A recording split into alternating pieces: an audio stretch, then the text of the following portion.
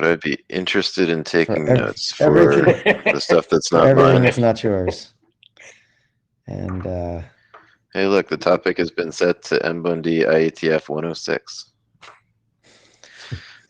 Is that just me? going back to the in the chat. Back to the Future. 106. If only. That's what it says. Those were man. heady days. Yeah, These, heady days. These are heady days too, man. we It's used to see each other. yeah. We used to be in a room back then. That's true. We used to see each other. Yes, I forgot about that.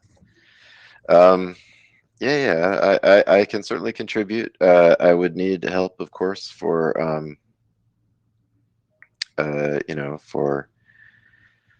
for the parts where I'm talking. I'll cover that. Great. But yeah, I'm happy to help here. I guess I will paste in the agenda. Thanks, Jake. Sure. Come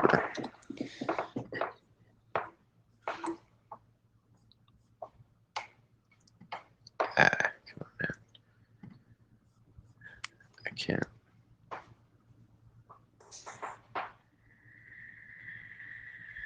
All right.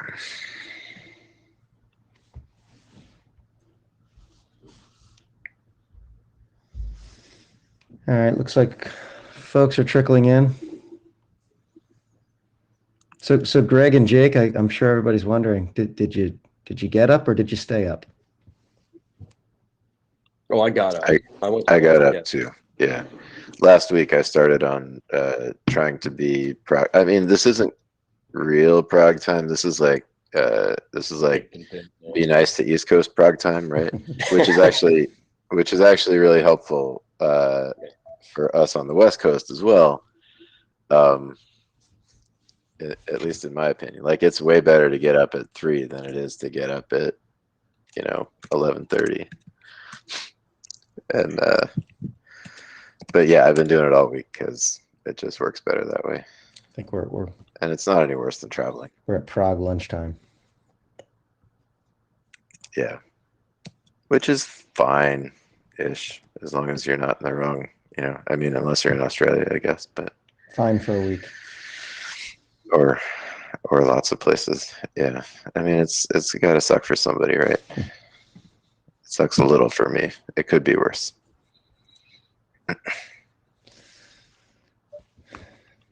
It would be nice if they integrated like, hey, when you're speaking, it could be at a same time, but can't have everything, I guess.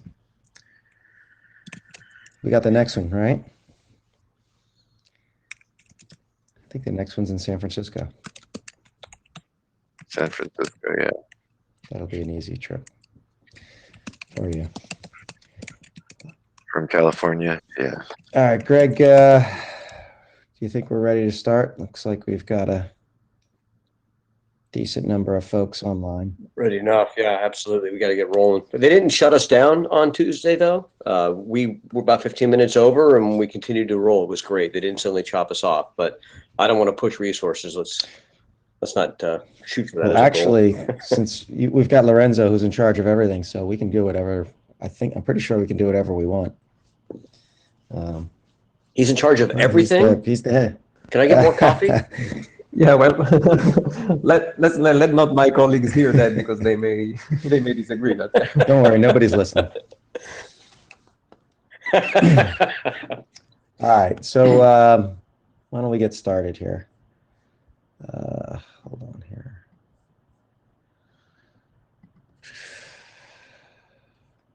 Okay. Welcome to IETF 110 Mboned. You can all, I assume, see the note well. Please do note it well. Very important stuff. And I'm sure you've seen it multiple times this week. Should be the same. All right, here's our agenda. Mike's going to provide some updates. And one of Mboned's charters is charter items is to receive reports, deployment reports from folks who are really using multicast. Really excited to have Oriole from UMetSat talk about their use of multicast, and they are a true classic Mboned application. They are using multicast over the RNE networks and delivering their content natively to customers across to their customers across true interdomain multicast routing, both SSM. They had done ASM in the past, not sure about now, but lots of interesting stuff that he's going to talk about. And it's an application of many of the things we've discussed over the years. So Lenny, your slides are not advancing. Yeah. You maybe have the wrong screen showing or something. I don't know. Agenda? Do you There you go. That's better. Okay. Yep. All right. Now I see it. Mhm. All right, maybe I just need to not go into presentation mode. Yeah, if you're using presentation mode, in some cases, it becomes a different window that the browser is not able to capture. So it's still capturing the main content instead. Okay. So it varies from browser to browser, so it's hard to figure out. But if you remain with this view, you're probably fine. All right, and hopefully everybody can just squint and see this okay. We won't be here for long. The next up, Jake's going to talk about his 4 drafts. And then Lorenzo is going to talk about how MeetEcho uses multicast. Comments on the agenda? Bashing opportunities? Thoughts? Okay. Moving on. Moving right along. All right. In terms of the status of the active working group drafts, the multicast problems, the Wi-Fi problems draft, problem statement draft has been revised to address the IESG comments. Mike's going to provide the latest update on that. The Yang models draft. Sandy, anything to say about that one? You presented that in 109. Any updates on that? Here we go. Sandy. If I remember. Yep. Yeah. We hear you, Sandy. Can Yep. you hear me? Okay. If I remember right, Jake said that he will review the Yang model, right? Jake? I'm waiting for your review. Sorry about that. I will get right on that then. Thank you for. I must have dropped that. Sorry. I will look for that and make sure you get it by next week. And anybody else? Appreciate it. Anyone else who wants to review as well? I'm sure Sandy, you would appreciate other reviews as well. We have the multicast to the browser drafts. 2 of them were sent to Yang Doctor early review, which is misspelled. There we go. Misspelled poorly. The CBAC and DORMS draft were sent to the Yang doctors. And Jake is, the NAT draft has been adopted since 109. And Jake is going to provide updates on all 4 of those today. And Mike is going to, Mike or one of his co-authors will talk about the telemetry draft. Other drafts, there was the redundant ingress failover draft that was presented in 109 informationally. Haven't seen, looking for comments at the time, haven't seen any updates or anything from that since. And anything else anyone wants to cover, talk about? If not, I think we can go to Mike. I'm going to bring up your slides.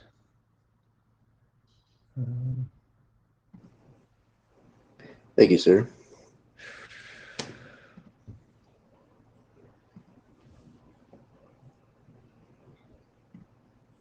Okay. Can you see the slide? Yeah, can you hear me okay? Yes. All right, very good.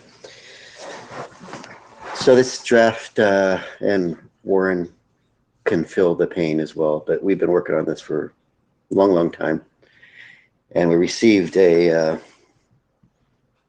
daunting amount of comments, discusses during IESJ review, and we've been slowly picking away at them. At first, we just kind of just ignored them because we had a lot more better things to do, and we were just kind of over the draft. But we are slowly picking away at them. If you go to the next slide.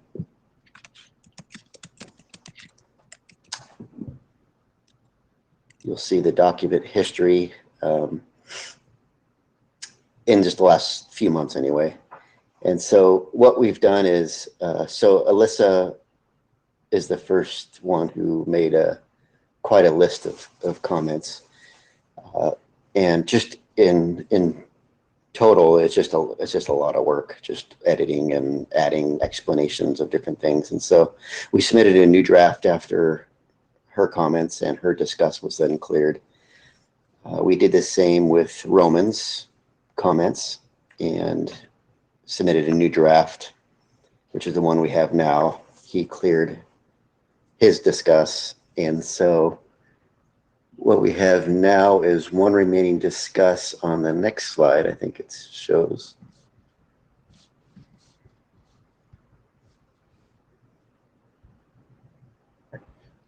No, we'll get to that one, but Which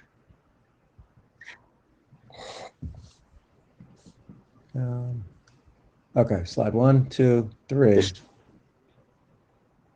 just stay on 3 then.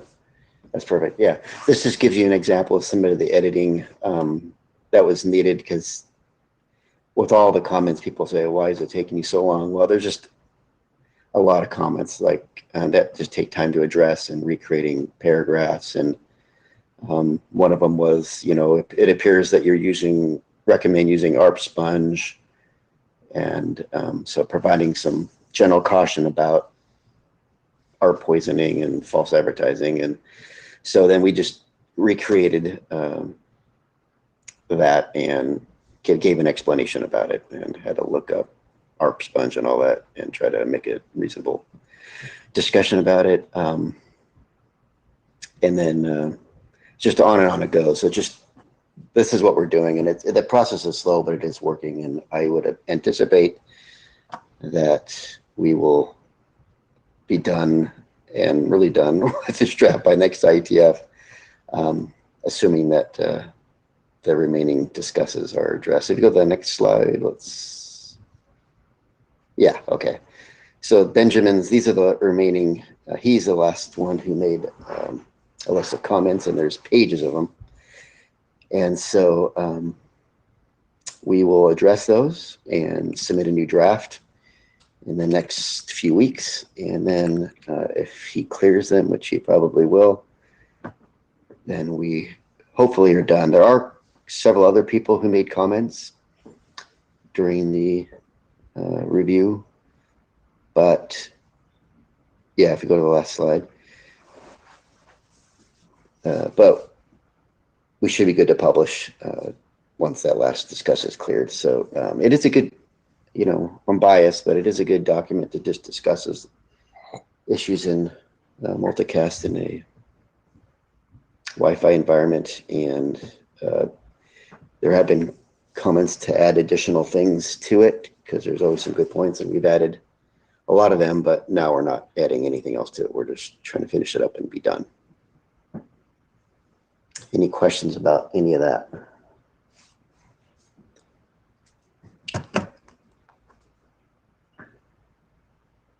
All right. Mike, moving right along, do you want to do the telemetry? Are you Sure. starting with that? Yeah, I don't see any of my other co-authors online, so it's me, it appears. All right, let's bring that one up. hold on a sec here.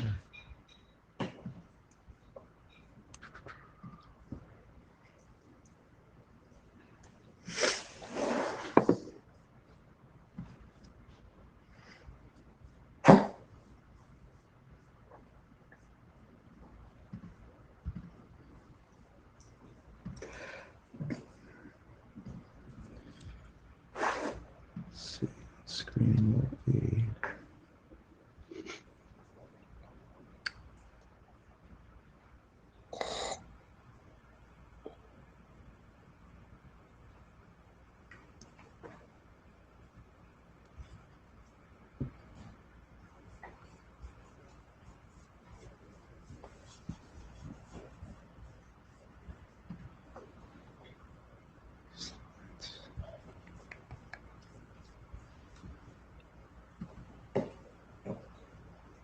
This one.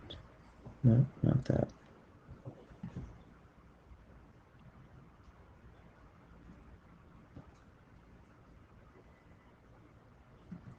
Okay, how about this one? Okay, maybe this will work better.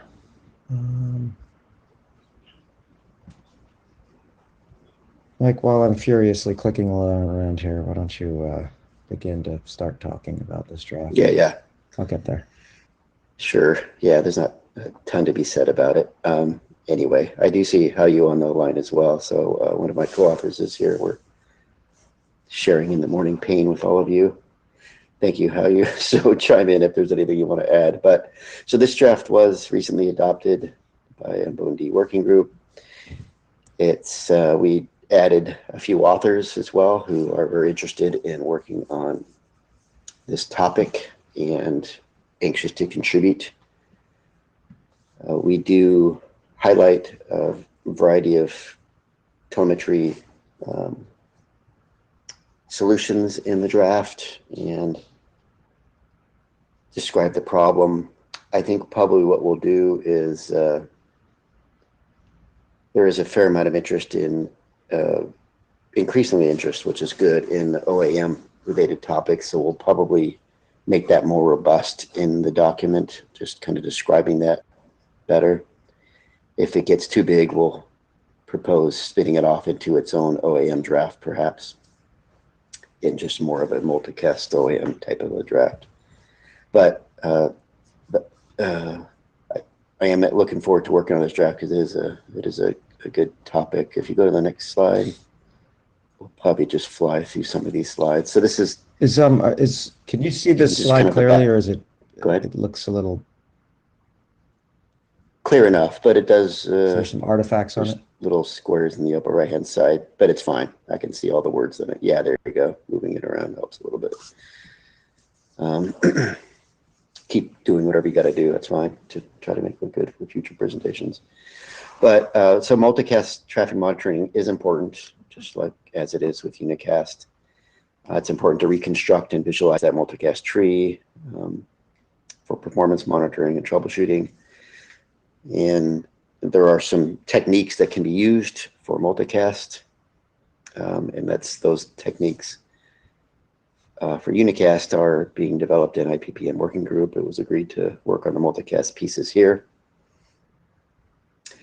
They do have flaws for multicast, the current on-path techniques, and so there are some solutions that are discussed. There may be some new ones that we'll perhaps introduce to the draft as well to get some idea. But the goal is to allow the original multicast tree to be correctly reconstructed without unnecessary replication of the telemetry information.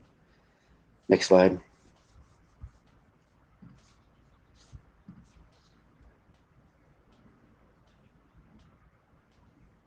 So there are a couple different solutions that we have. There's a per postcard, per hop postcard, and a per section postcard, which are both enhancements. The per hop postcard is a branch node replicates the packets, and each branch node adds a branch identifier to the instruction header. Go to the next slide.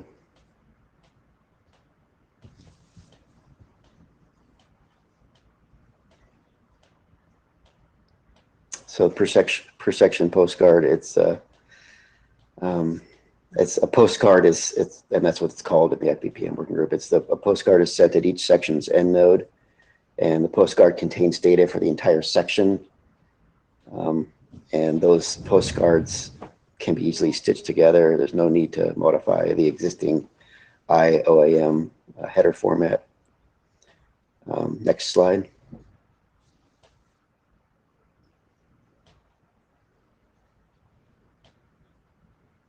So as I mentioned at the beginning, perhaps we will add more of an OAM overview at the start. We'll develop the sections.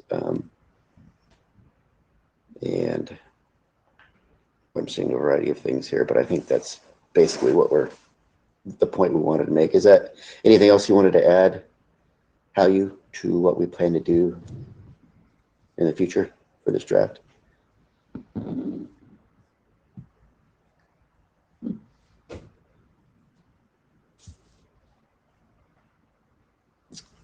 I suppose not.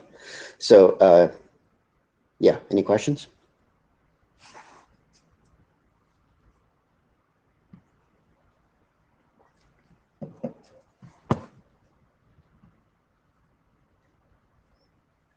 Just kind of as a general comment, and Lenny and I kind of swapped some emails back and forth, but there are some newer applications for multicast that are, in my opinion, making multicast more and more relevant, including live streaming, which is taking off. And it's not all about sports anymore, and it's even live sports.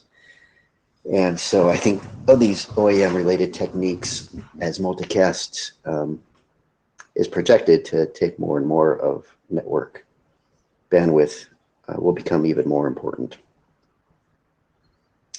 And in fact, as a side note, it may be helpful for Mboned to have maybe a new draft that kind of talks about some of those new relevant techniques that's using multicast. Jake, I see you in the queue.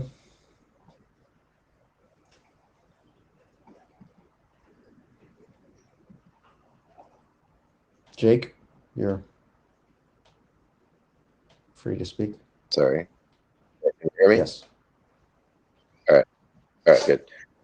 So, yeah, just a quick question about is there, I skimmed the draft, but there are some detail. Like, are you addressing the sort of scalability issues of the analysis of the OAM telemetry across a multicast network, or as part of the draft, or is that sort of left to the apps? That's left to the apps. I see. Yeah, we're addressing the efficient sending of telemetry data to wherever you want that to be sent. And leave it at that. Okay. So there's not like recommendations you think need to go in there? That's like already sort of reasonably well covered by the apps, or? Yeah, that's a great point. Maybe we probably should add, because I'm not even familiar with some of those apps, so that would be a good thing to look into. All right. Yeah, just wondering. It seems kind of maybe useful in theory. I'm not quite sure what to. Yeah. All right. Thanks. Well, we'll find. We'll find out. Good comment. Yeah, if we'll put something in the draft, I think that's good. Thanks. Great, thanks, Mike. And just a little bit background, I forgot to mention. This draft was adopted. So this was presented in 109 in both Mboned and PIM. It previously had been adopted or had been presented in IPPM. And there was, I think Mike, you started at IPPM. They were busy, not interested, and then presented in PIM and Mboned last time. And it was decided that Mboned, with the operational aspects of this draft, seemed like a better fit. So that's how we ended up with it, and it was adopted with fairly strong consensus. So moving right along. I believe, who's up next? Jake, are you next? Oriel is up. So, Oh, good morning or good afternoon. hold on one second, Oriel, so- while I bring up your slides here. I'm located in Europe, so I'm fully awake by this time. Yeah. A little less so here in the US. It could explain my challenges in clicking things here.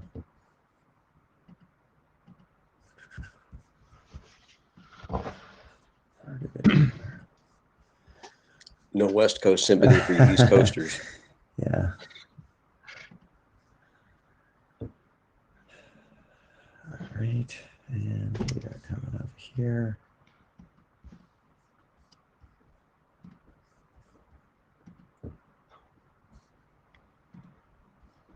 Here we go. Okay.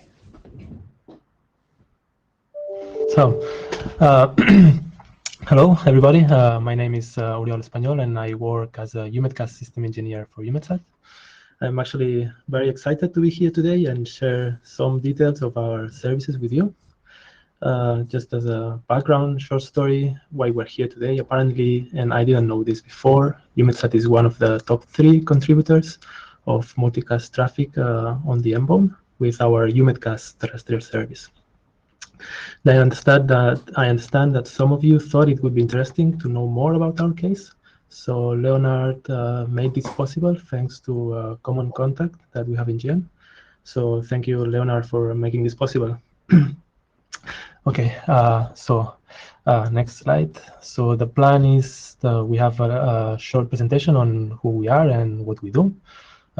Quick system overview on our satellite and terrestrial services, follow up by the details about the terrestrial service, which I presume is the most interesting part to you. I have around 15 slides in total to present, but feel free to ask me any questions during the presentation if something's not clear or you want more details about that.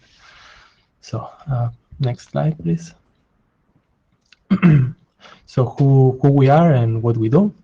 UMEDSAT stands for European Organization for the Exploitation of Meteorological Satellites, and we are a public sector organization with currently 30 funding European member states. Our mission is to maintain and exploit the European meteorological satellites. That means that UMEDSAT is responsible for the launch and operation of the satellites, and especially relevant for us today, delivering satellite data to the end users. The end users use this data for weather prediction and global monitoring of climate change. Climate change and weather prediction is a common global interest, and UMEDSAT has established cooperation with partners from other countries such as China, India, Japan, Russia, South Korea, and the United States. Typically, this collaboration includes some sort of exchange of data.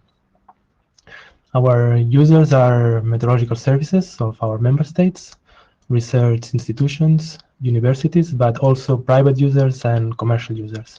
And of course, our bilateral partners from the countries mentioned before.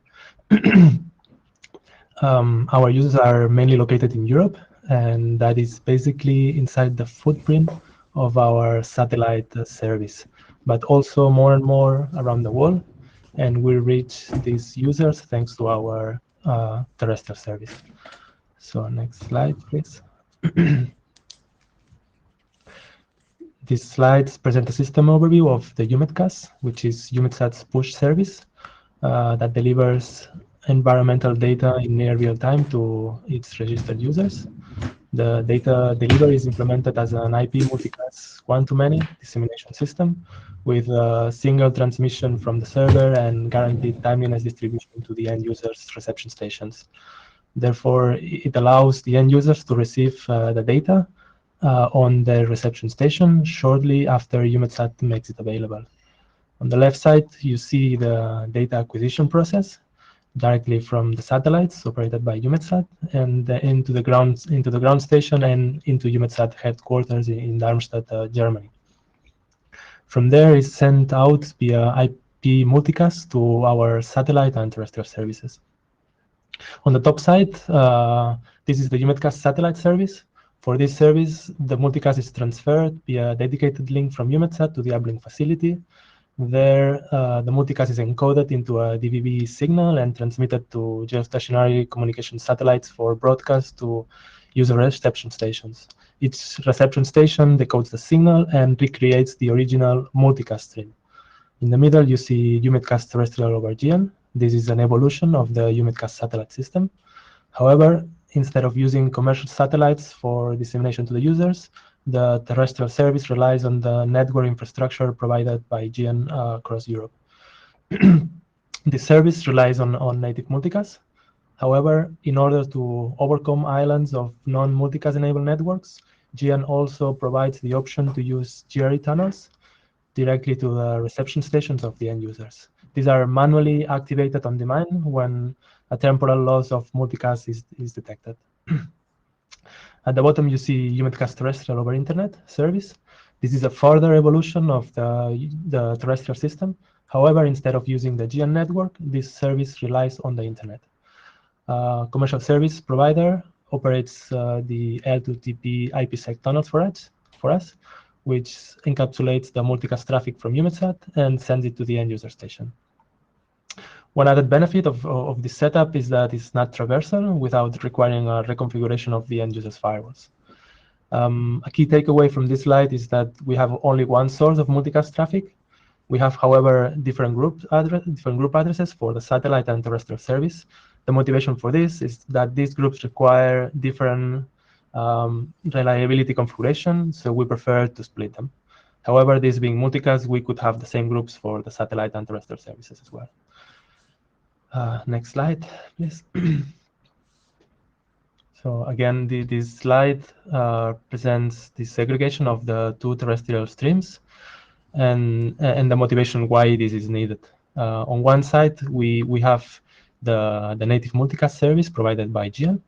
This is the most cost-effective solution and it's the default and preferred transport layer. Then on top of that, GN also provides these on-demand GRE tunnels to overcome these islands of non-enabled multicast. And typically, when the user is connected to an NREN that does not support native multicast, however, we run into what we call the eligibility problems. That is that the user is not eligible to connect to the NREN, maybe because the users do not belong to a research institution. For instance, it could be a commercial or radio. And second, UMETSAT data might not be eligible to circulate in the NREN because the NREN considers this data of non-research nature. Because UMETSAT needs to guarantee access to its data to all national member states. The internet leg of the UMETcast terrestrial services was developed, which then uses this L2TP IPsec encapsulation to deliver the multicast traffic, because as we know, the internet is not multicast capable. Yeah, so next slide, please. So how is UMETcast, how is this UMETcast service implemented? So UMETcast is a near real-time dissemination system based in IP multicast push with guaranteed timeliness delivery. We distribute our data as files, and they have like a short expiration date, so to speak. That means that all data not distributed within timeliness is not that interesting for the users anymore. We do not distribute any video, it's just files, plain files with satellite data. This multicast system is based in telecast server and client software packages, which are provided by ST Engineering, by a private company. This software is distributed as commercial off the shelf. It has been implemented following the MTP-SO standard, which is based in an IETF internet draft from November 1997. Because of this underlying multicast technology, our output stream is highly scalable with a number of users and volumes of data. and it provides EUMETSAT with a secure way to deliver data to its users. We can target data delivery to specific users or groups of users. Moreover, we can do that ensuring that our data policy is respected. We can handle any file format and size, so we can disseminate a broad range of products. The terrestrial service is considered now complementary and backup service to the main satellite dissemination system, which has a guaranteed SLA. Next slide, please. The telecast, this software delivers the multicast as single source multicast, and the join messages are via IGMP v3. As such, the sender does not necessarily need to be aware of who these receivers are and how many there are. However, telecast implements 3 different and complementary reliability mechanisms, and for 2 of those, the recipients need to communicate with the sender. So these 3 reliability mechanisms are FEC, forward error correction, NAC, negative acknowledgement, and ACK, acknowledgement. So first, the FEC is this is performed on the fly and does not trigger retransmission. On our operational platform, this is currently configured at 10% of FEC. Then we have second the NACs, which are generated when a client detects lost packets. In that case, a negative acknowledgement is sent upstream to the source, which retransmits the lost packets via multicast to all subscribed recipients. The NACs are sent back to the source using unicast UDP. Then we have the ACKs, which are generated after the file transmission is over. Then those recipients that still have lost packets from the nominal transmission and the NACs report their status to the server, which then initiates a new multicast transmission that includes all the missing packets reported by all the recipients.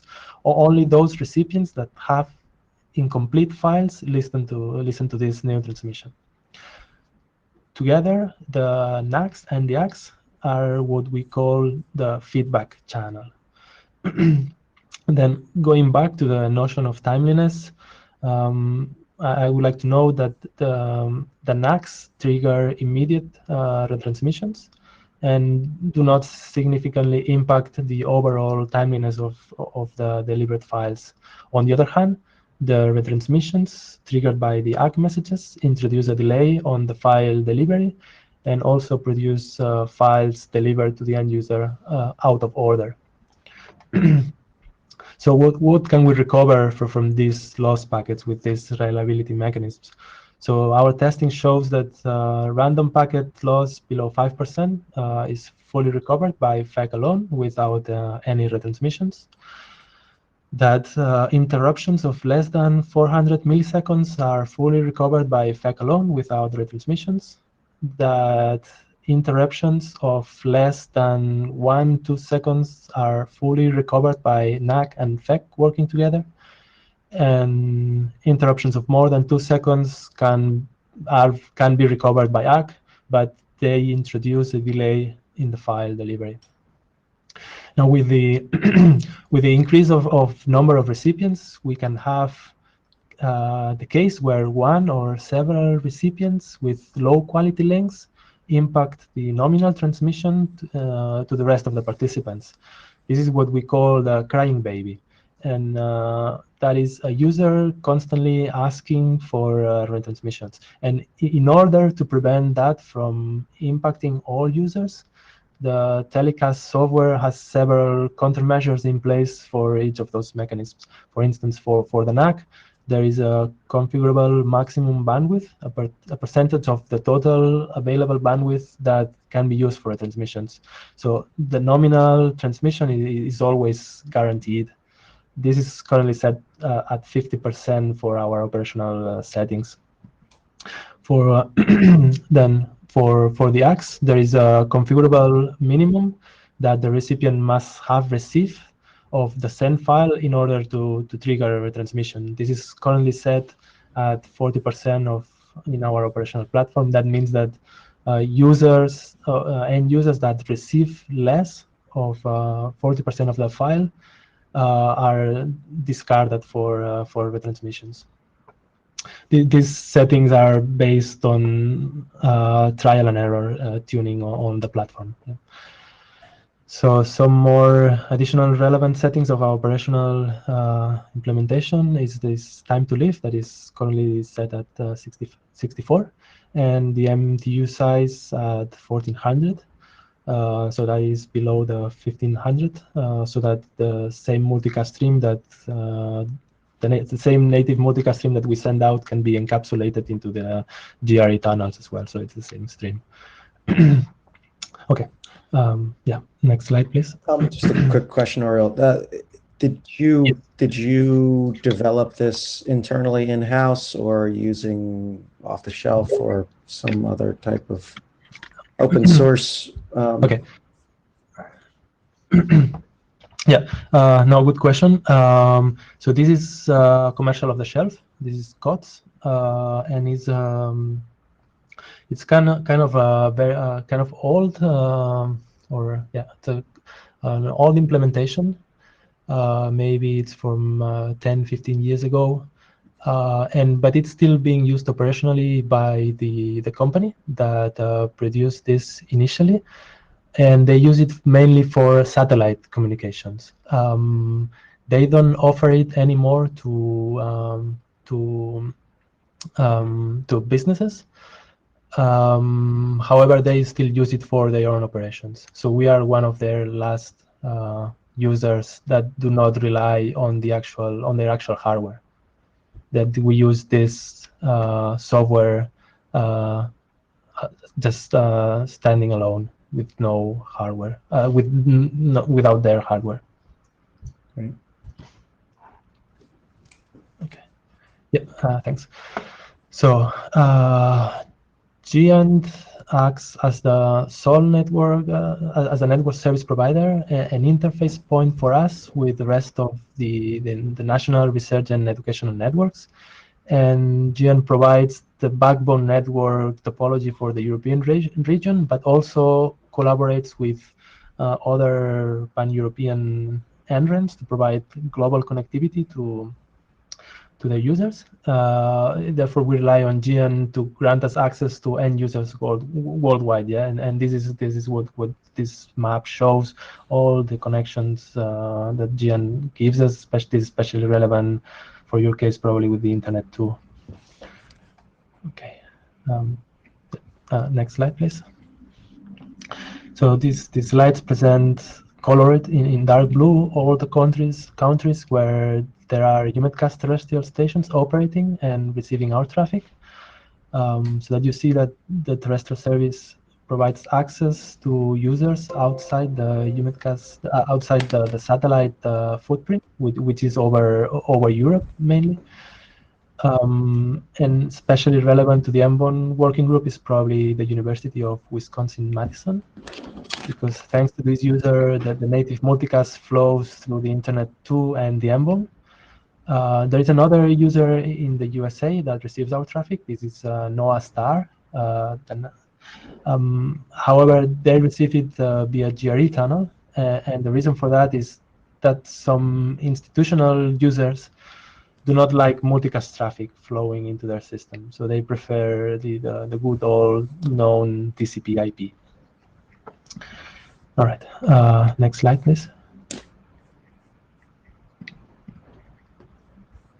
Okay, so this is an example on how we calculate the availability of the service for each individual user of the terrestrial service. In particular, this corresponds to last February.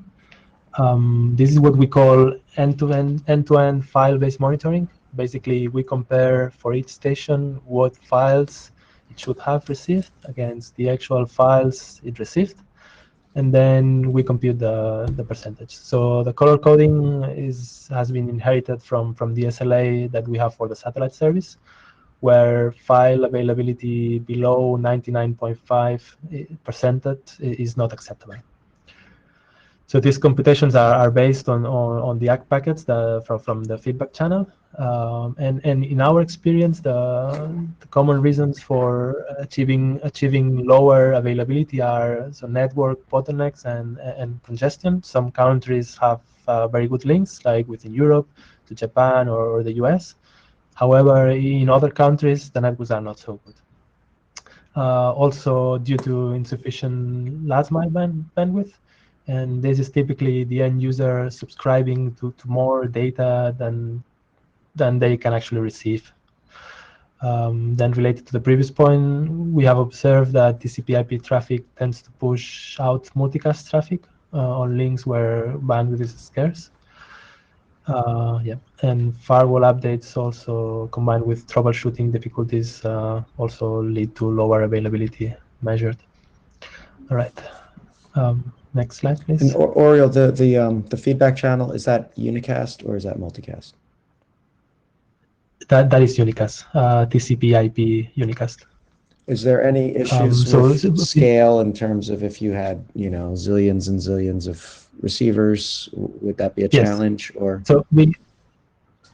So we have two feedback channels. We have the negative acknowledgement, which is UDP, unicast UDP, and then we have the acknowledgement, which is TCP/IP unicast. The NAC is more scalable. However, you can still have like a NAC implosion if you like. But we have measures in place to, I think if you go to a previous slide, we have measures in place to prevent that from impacting the other users. That is this one. That is, so you see these three methods, the NAC and the ACK. So the return channel, UDP unicast or TCP/IP unicast. For the NAC, we have a limit of 50%. That is from the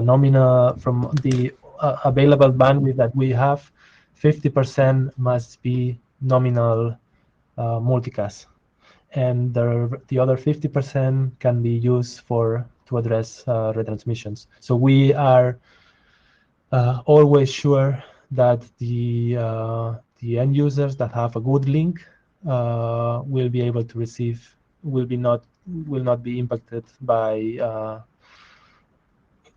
end users that have a low quality link and that are generating a lot of negative acknowledgements.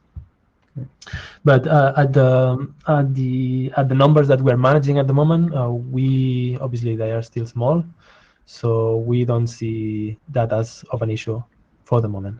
Great. I think we were slide 12. Yeah, that one. So satellite industry has very long cycles, so we can predict fairly well what our bandwidth needs will be in the future.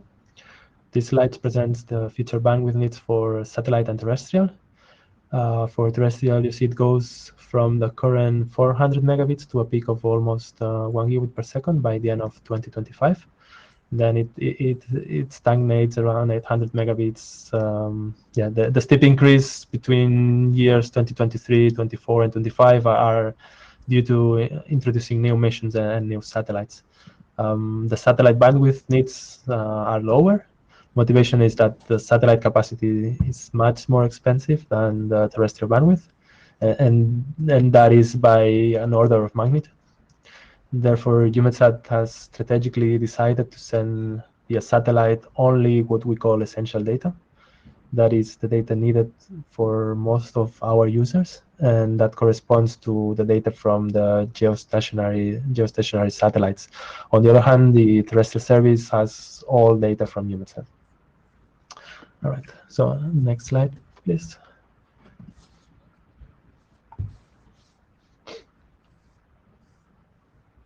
Thank you.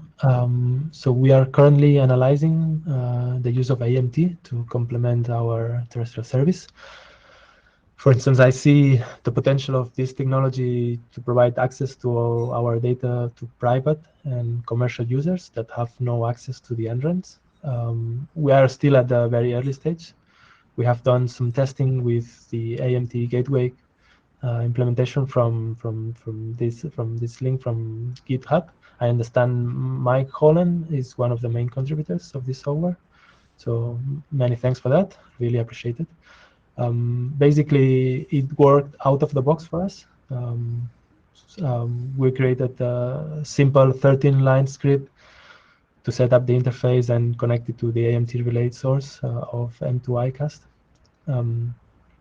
After that, the telecast client was ready to receive the complete terrestrial stream via Internet 2, the Internet 2 relays in USA. And we had very good results. This is based in a 400 megabits per second internet connection in Germany. So basically, the data was going from Darmstadt via multicast to Internet 2, and then via the relay back to Germany.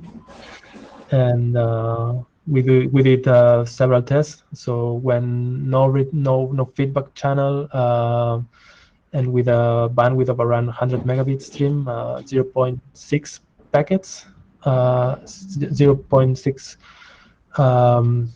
percent of the packets were lost even after the fact. However, that has a dramatic impact in the number of lost files. Because if we lose just a few bytes of one of the files and we are not able to recover them, then the file is considered corrupted and discarded. Therefore, just a few lost packets have a very big impact. So, however, the results look very different when the negative acknowledgement channel is enabled. Then for 90 megabits per second bandwidth, and for a period of 2 hours that we did our testing, there were no lost packets at all, and 100% of the files were received. So these are very, very, very, very good results. We also tested reception at full stream of 300 megabits per second, and it was possible. However, we just stopped the test immediately. We just did it for a few minutes and then stopped, just to not cause any problems to anybody. Yeah. So next slide, please. Sure. And Here. by the way, for those interested, Yeah. that's Jake's. Jake was the owner of this GitHub repo, Jake Holland. And there's a question from Stig about, is this service freely available to private end users with AMT without the feedback channel? Or was this just testing that you tried out once? This was this was testing. It obviously it is available to private users via AMT. Yes, it is. However, we still do not support that operationally, meaning that the user a user can implement that on their own, but we cannot guarantee the service. And as we do for the other implementations via native multicast, via GN, and so on. And at the moment we're working together with GN to see if we can enable the AMT gateways on the and on the border routers of the network, because they also have Juniper equipment, so they could potentially enable that if they see. But first we're working with them to see if this can have some effect on their network or not. So we're still in the lab, working on the lab, if you like. Okay. So this just this, time check, five minutes already. Sorry, I'm almost over. Yes. Okay, so this is so we run this AMT on our Ubuntu distro, and you see this is just a capture of the traffic received. So next slide, please, and this is the last one. Basically a recap of the key takeaways. So we have one-to-many distribution, one single source, which is highly scalable with a number of users and data.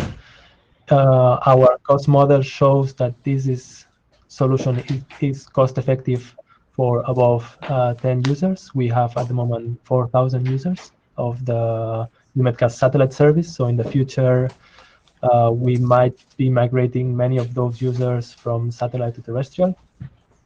High availability, yes, but only if protocol reliability is implemented. Yeah, if this feedback channel is enabled.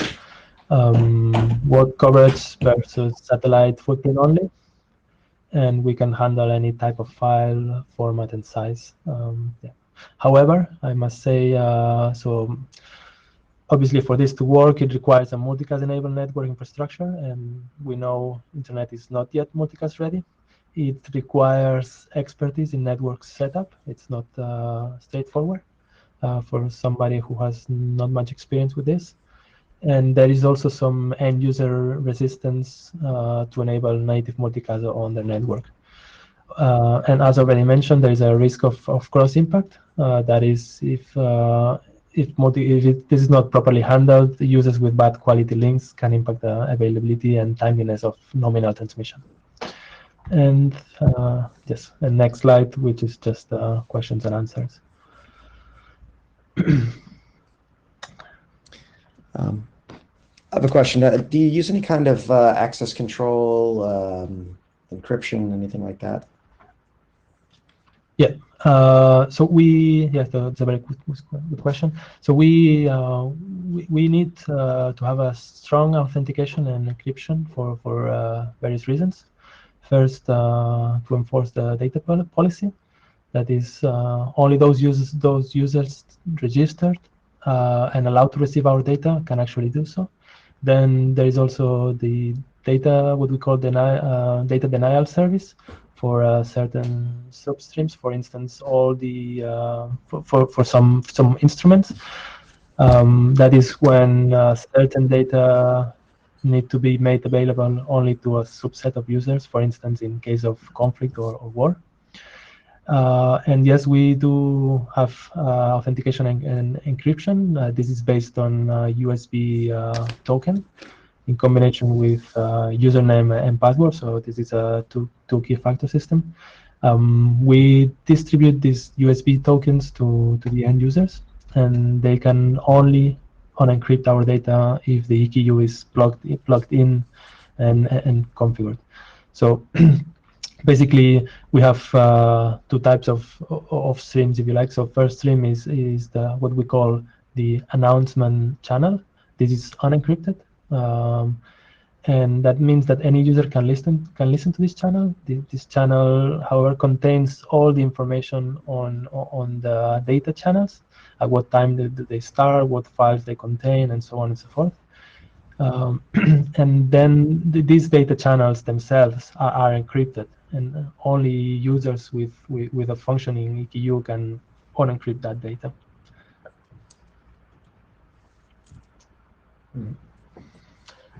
Jake? Yeah, follow up on that. Or this is Jake. Hello. Is that like once the file is completely downloaded, then you can only unencrypt it when you're holding the if you have the right key, or is that sort of like as you're going, you're able to get the bits and pieces? That's correct.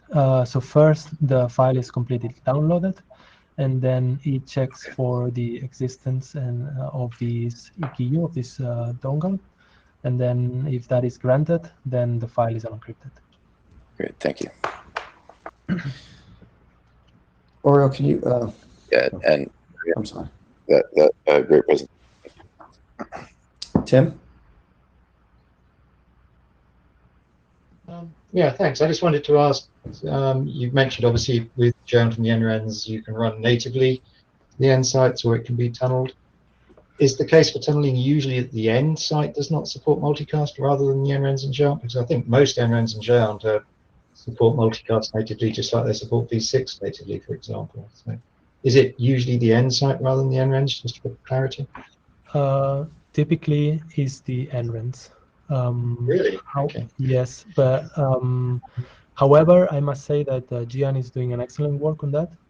So whenever we detect that, or we have an end user located on an NREN that is not multicast enabled, then they do their best to support them and help them enable it. And eventually, it takes some time. So we use these GRE tunnels to bridge the gap. That might take from a few weeks to a few months until the NREN then starts supporting multicast natively. So it's yeah. Okay. Yeah. I mean, I believe in the UK example with the ECWMF, sorry, ECMWF and Yes. the Met Office, that it's those sites that don't have multicast that means it needs to be tunneled, whereas the UK NREN Janet does support multicast. I just wondered whether that was common across Europe or not. That's It varies from country to country. That's why we have like a portfolio of services, because our mission is to make the You want to get the content there, don't you? You're not, exactly. We need to get the native content. or tunneled. You just want to make sure the capability is there. Exactly. However, we always try to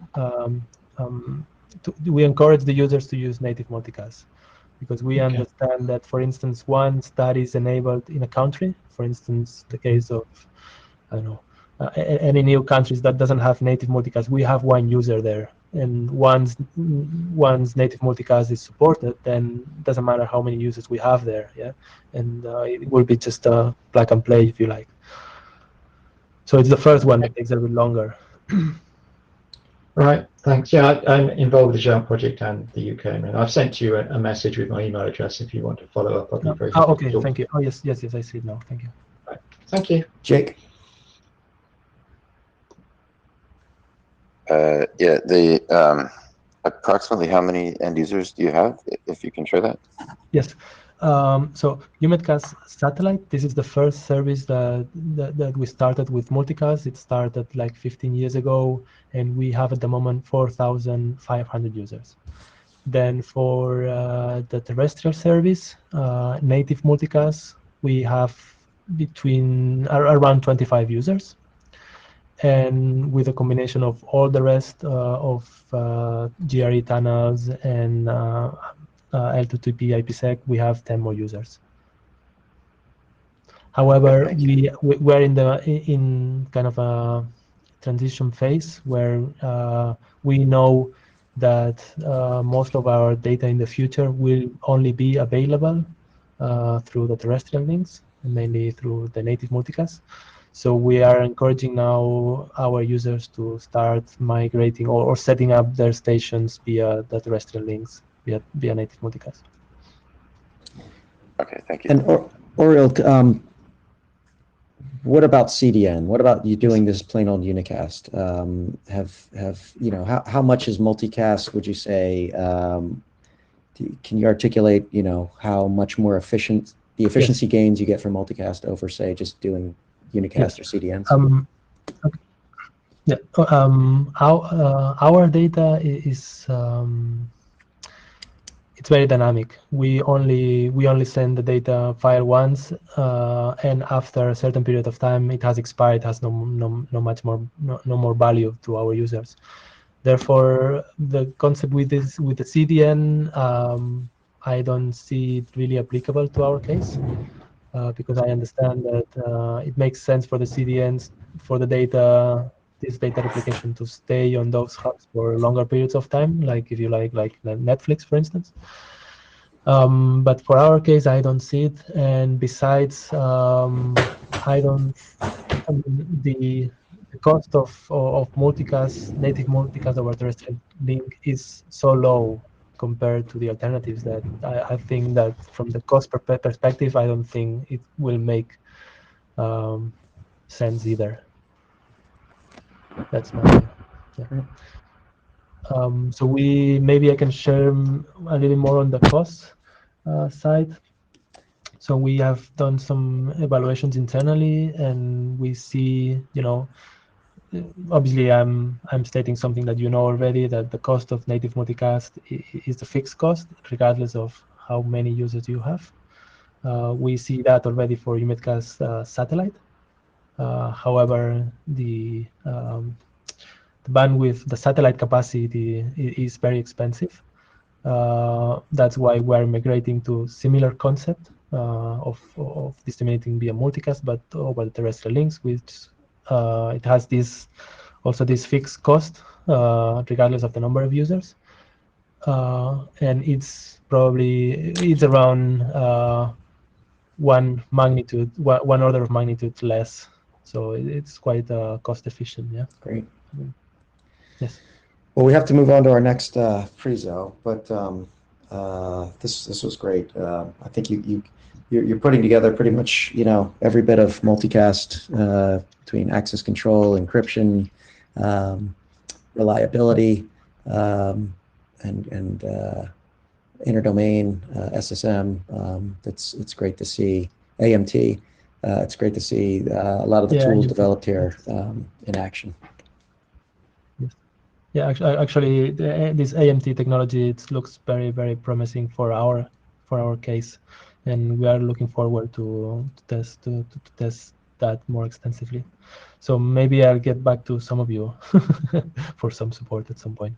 If you don't mind, I'll share my contacts in the chat, and you can please contact me if you have any further questions. Great, thank you. Thank you. All right, Jake.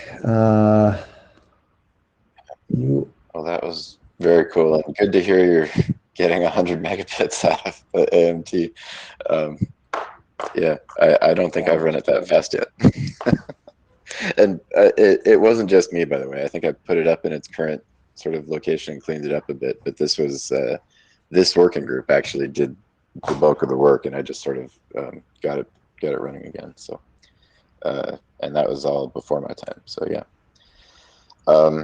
Right. I think I will, by my count, we are about 17 minutes behind, I think. And so I'm going to try and be really fast because I really want to hear Lorenzo's presentation. Yeah. So Jake, you have till, can you take it to the bottom of the hour? 5:30 your time? 23 minutes? I will try to be done by then. Yeah. All right. So, yeah, I'm Jake. I'm, working on these 4 drafts. Mostly what I'm really working on is trying to make the deployment more plausible. And these drafts are more like a step that helps me do that. But I do want them to happen. So yeah, next slide, please. Did I get you the outline in time? Is it there? No. Okay, so I sent some updated slides. They had an outline. I think there's 4 things. I'm going to cover the trial status, the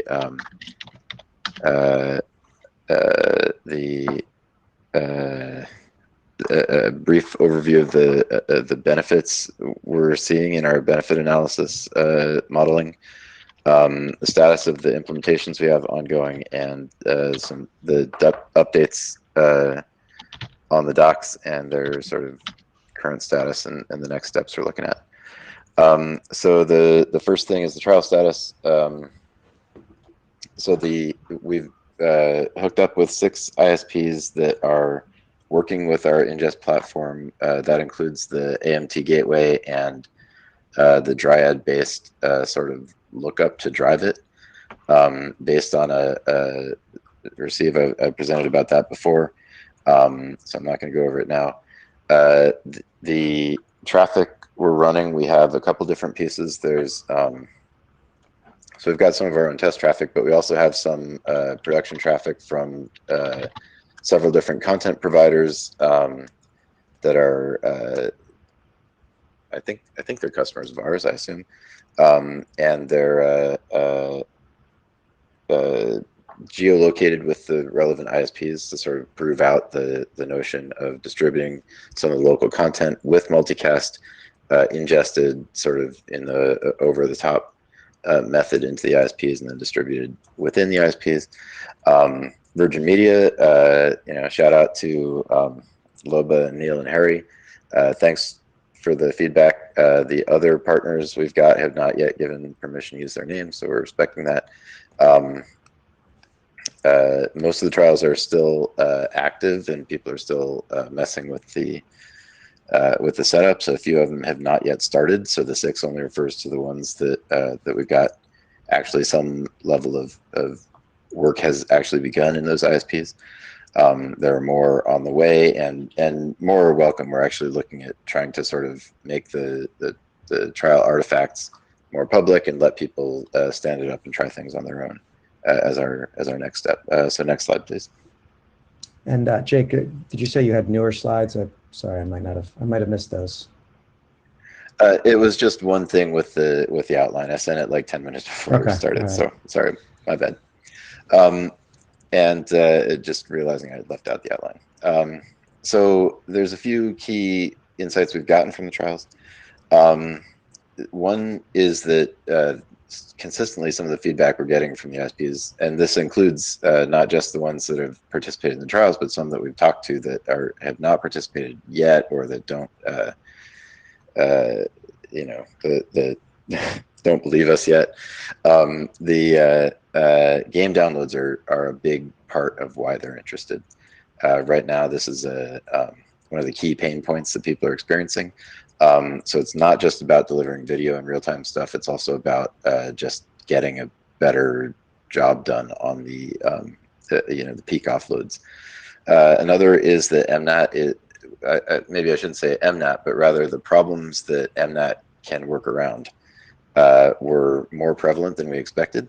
Of the 6 that have started, one of them has proven it out without needing any MNAT. 2 of them we didn't think we were going to need MNAT, but it turned out we did, and it was a good thing that we had a build sort of almost running by then. And the 4th one, we knew from the front that we were going to need MNAT. And then there's 2 that we haven't yet gotten them working yet, so we aren't totally sure yet whether it's going to be necessary or not. But this was, I mean, it's a small sample size, but it's relatively high. Like some of the issues encountered, I think there might be one more I need to add to the motivation section of the MNAT draft, but mostly they're in line with the things we've seen there. It was basically like their TV service was only using ASM, and so their home gateways did support multicast, but only IGMP-v2. And although they think they can upgrade that with the firmware at some point, and they do sort of manage the home gateways, that's a whole update cycle that's going to take a while, and they were able to proceed by using MNAT all the way south of the home gateway with the egress. So we're looking into, I'll get to that in the browser update. But the overall answer is that it's looking like cautious optimism is about the right way to look at this. We haven't hit any stoppers yet. And we're thinking that this is going to be plausible and pretty good based on the sort of feedback that we're getting. So yeah, good. It is pretty slow right now. The implementations are a bit crappy of the prototype stuff. So that might impact the drafts also. So yeah, next slide. And I think we're into the benefit analysis. I'll be real quick on this. So this is a work in progress, and I just wanted to give a quick preview. But the basic idea is there's a bunch of the traffic that we're actually sending according to our logs and our stats of whatever. So this is a snapshot of like one ISP on one normal day. So nothing special here. There's a bunch of the traffic that we haven't managed to pin down, like how would we multicast it or not, and it's less that we think it's not multicastable than that there's details of doing the log analysis that we haven't got to yet. So although we think that some of it will remain as probably not multicastable in a broader sense, it's not quite as big as what that blue represents. But the green part is the part that we have analyzed, and the dark green part is the part we think we can chop off based on what we've got. So if you go to the next slide, that takes into the green bit there. And we're from this part with conservative estimates, we're seeing about we think that an 8% of the total traffic into the ISP is a lower bound on what we think we can offload, and we think it's going to get better as we go forward. So this is part of why we think it's as we get sort of more of this analysis done. So this is part of why we think it's going to be feasible here, and we're seeing a sort of long tail effect where you know these colors here are different levels, and they're in the top left of the chart there. It's like that first block is if you just had one object that was being multicasted, then that's how much you'd be able to offload of the traffic. If you take the top object that we think we can. If you take another 5 objects, and that's the next block, and then it goes to 10 and then 20 and 50, you can see there's sort of a diminishing return. But again, those numbers should get somewhat bigger when we get access to more objects in there. So this is the sort of direction we're going with how we're looking at the analysis and what we're hoping to achieve. And it's mostly about shaving off the peak is the big driver for the ISP. So that's where we're looking to sort of capture the most value on that side of it. And this is also an important consideration on our side, although we're not sure that this style of modeling really captures the whole thing, because it's based only on what we're actually doing today, not covering necessarily all the potential improvements as we shift more things to be able to use this. So so looking at this as a lower bound on what we think we can achieve is it's a good start, but there's a lot more to do on this, so don't take it as any kind of final.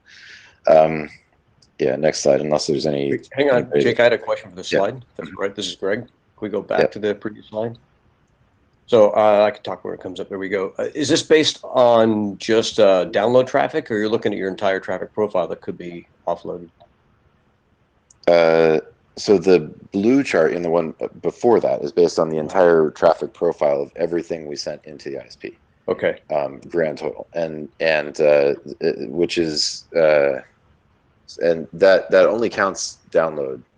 I mean, there might be some amount of traffic that is involved in receiving some upload something, but no, but I mean specifically file download, like game updates and stuff like that, not necessarily live content of any kind.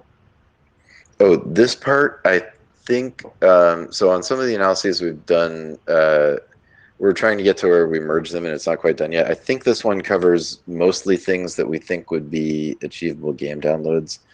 I'm not sure whether we got any live content in this one or not. The live ones are more interesting so far we've seen on the big peak days with a popular sporting event. Right. And so,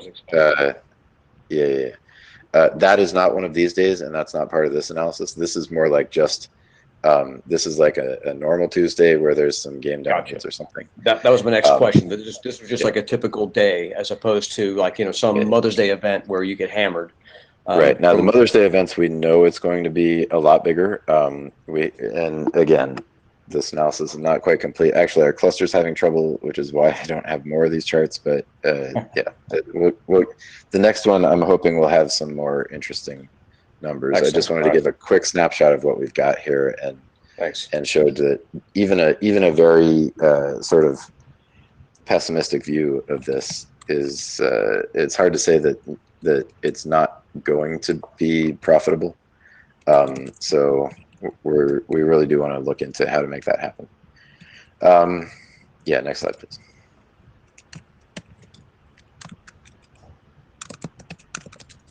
Right, so the Chromium upstream is currently stalled and kind of in negotiations. We're trying to get through process hurdles and kind of get the security review we need to be able to check the early stuff in so that we don't have to carry the fork. That kind of fell through, so we're going to plan to carry a fork until we can sort it out, and we'll be releasing, or at least building regular updates. I think we'll be releasing them That's the intent, to just put up a binary that we built automatically with the regular dev updates plus one from the stable, I think. And that's so that's ongoing. We'll try to get it sorted out. We would still like to get into Chromium. If we had more public web developer support, that would be helpful. So if you know anybody who wants this stuff as a web API, then get them to speak up. I was able to cite several people who had contributed such statements, so thanks to those. That included Morten Peterson's comment about it, Guyan Mishra's comment about the way Verizon's using stuff, and the BBC's hackathon from some time ago, where they did a multicast video to the browser demo, but it required using WebSockets unicast to a local gateway that actually did the multicast receive, which I assume that they would have preferred to have a browser API. So the other thing is that we think AMBI is more important to the end user, particularly the browser. AMBI being the authentication spec that is that's in the asymmetric authentication. Right, yes. But we think we're going to put the MNAT egress behavior into the browser API before we'll get the AMBI in there, because it's the way we're doing it now for the MNAT egress is sort of emulating an operating system embedded version of the egress, so that you don't have to have a separate box south of the home gateway where some of the problems are. So it's like running in the receiver as an external thing, and that thing is kind of a problem. So if it's embedded in the browser API, then it should be able to receive the natted version of the traffic, authenticate it as though it was global, and pass it to the web API that only ever had to know about the global stuff. So that's what we're trying to put in first. It's also easier to do and can help us with some of the prerequisites that we're going to need for AMBI as well. So yeah, next slide, please. The MNAT implementation, it's running. It's not great. It's polling right now, and we might have to look at this. Also applies to dorms. We might have to look at updating the specs to support a long poll sort of path for receiving updates,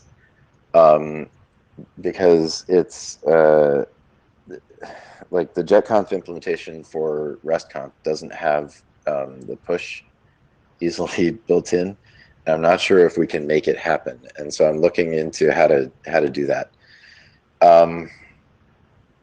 But that'll be ongoing. The slowness is because it's doing like a 10-second poll, and we're going to have to do a little better than that. Well, we might have to do a little better than that. Like for our purposes, this is actually kind of okay, because we run with unicast for a while, and then like once the multicast starts working, we just start using it. But I'm not sure that'll really be okay for everybody that wants to do multicast development in the web browser. Anyway, MNAT is running in 3 of our trial partner labs, and using it. We've got IP6 support, but only so far for local SG assignments, not yet for global SGs. That's basically because one of our trial partners needed that, and we haven't needed it yet for the global SG, but we would like to get that in there too. Yeah, next slide, please. The ingest platform implementation, we cleaned up a bit and componentized some of the pieces. So I'd be happy to get into more details with anybody who wants to know more about that. But the ingest platform is sort of key to the making it easy for ISPs to perform the actual ingest of traffic from outside and redistribute it as native multicast inside. So yeah, but we also added a CBAC thing. I think I sent something in the list about it too. Anybody who wants to discuss it, I'd be very happy to get some discussion on the list. But yeah, I'll actually talk about the docs a little more here. So yeah, go ahead. Next slide.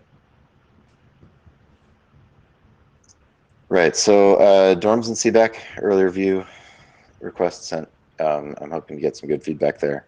I might. There was a couple updates to CBAC, and there's a couple updates we probably are going to want to make also. The priority concept, I'm not sure is really good. The way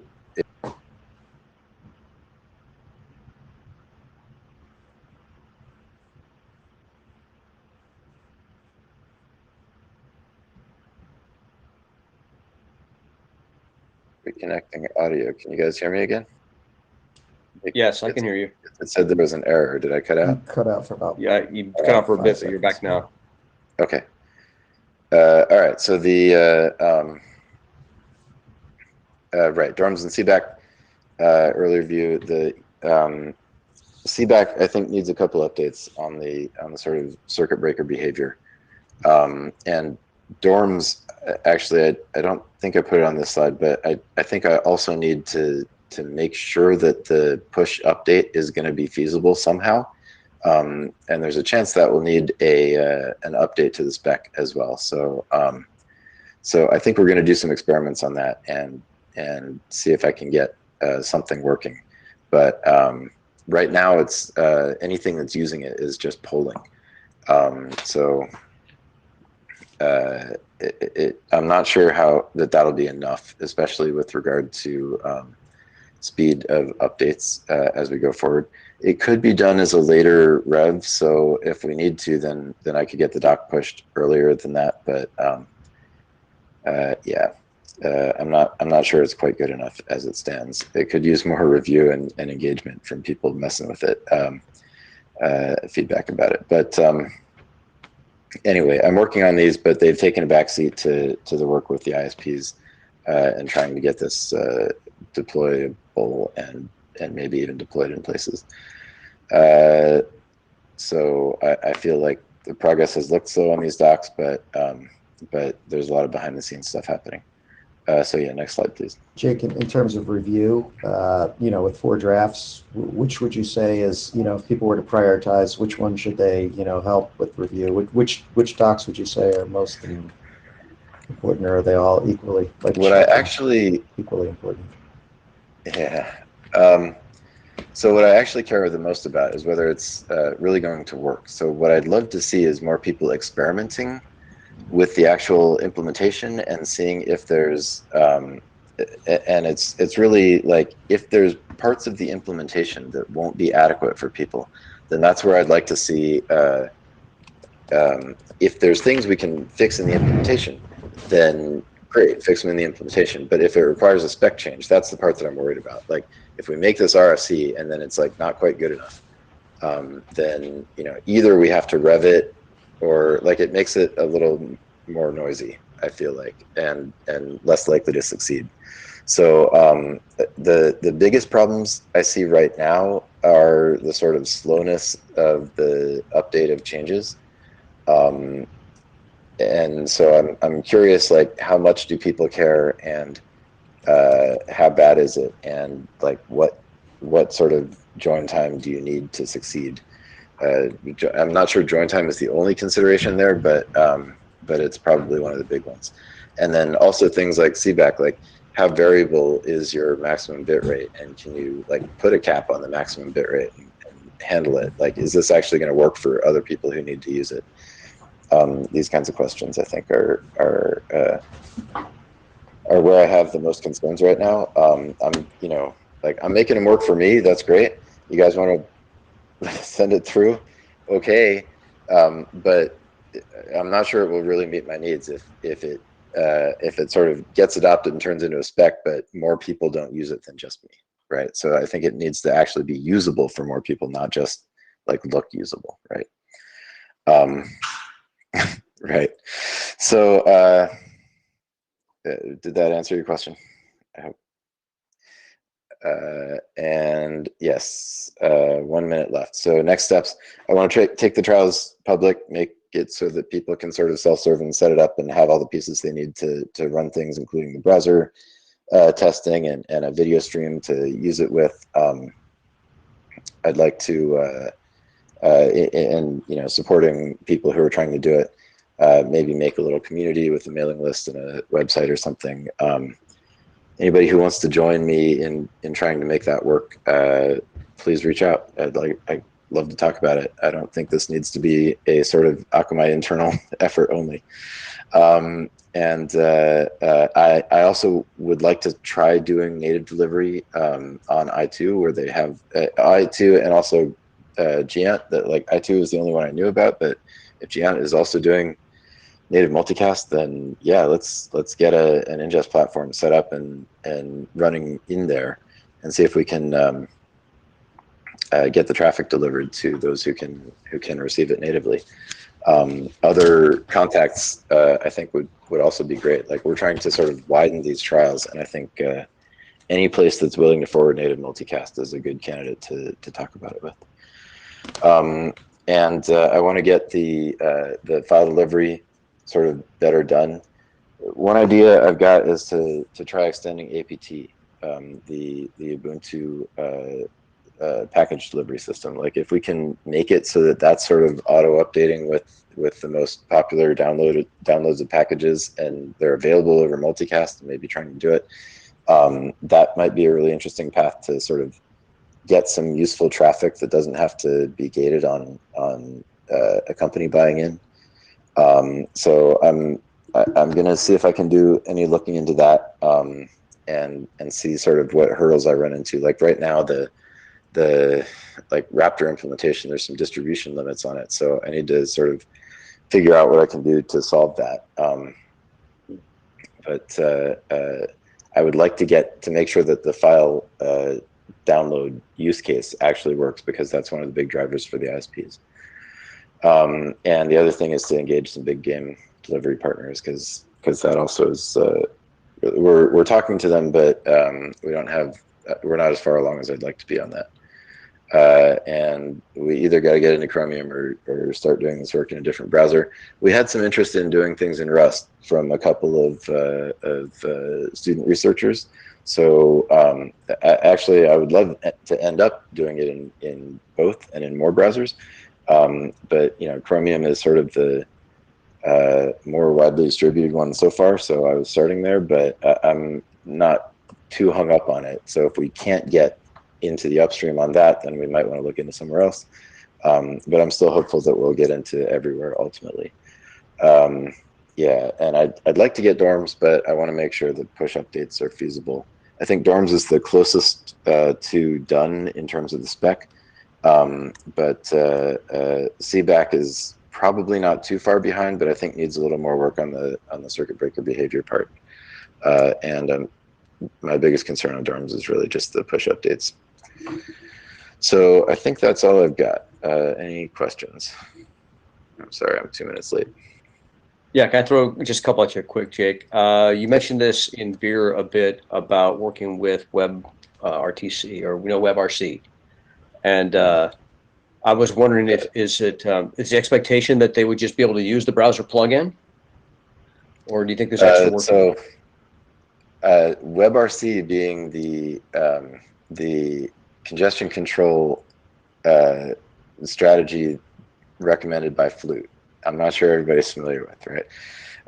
So WebRTC is a different thing from WebRC in that sense. Yeah. So the Flute spec requires the use of WebRC, and it's only experimental, but it's required to implement part of Flute as written.